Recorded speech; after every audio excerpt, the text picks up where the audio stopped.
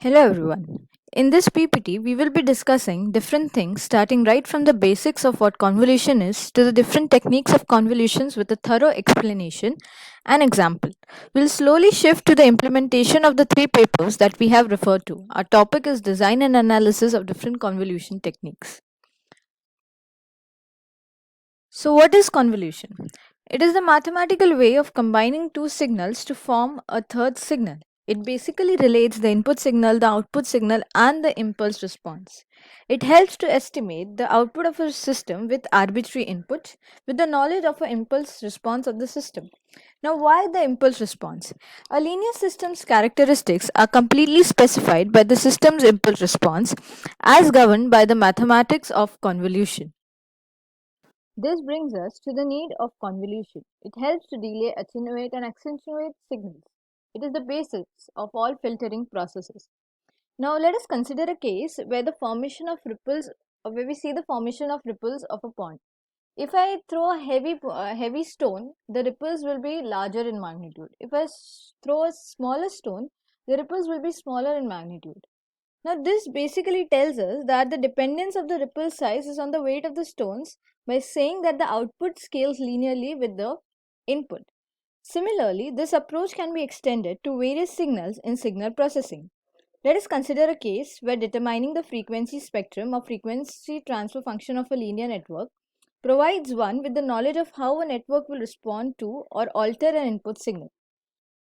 A means of obtaining this information would be to apply an impulse function to the input, the impulse response, to the input of a network, and then analyze the output signal that we get using convolution.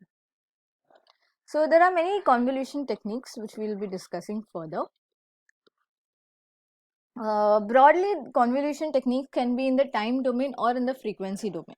Under the time domain, we have the linear convolution, which is actually the simplest type of convolution, and in a discrete LTI system with x of n as the input signal and h of n as your impulse response, we get this formula for linear convolution, where h of k and x of n minus k are 0 outside their appropriately defined intervals.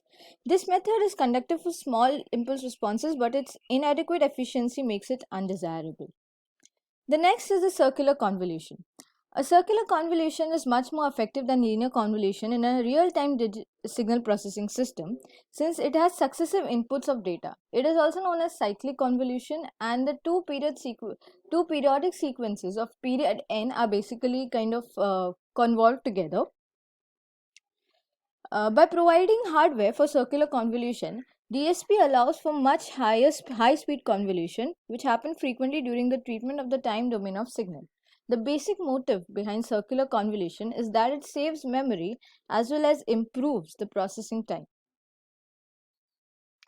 In the frequency domain, we have the DFT technique. In this what we do is basically we convert the time domain signals to frequency domain and just multiply them. This comes from the convolution theorem, in which the convolution in the time domain is basically multiplication in the frequency domain.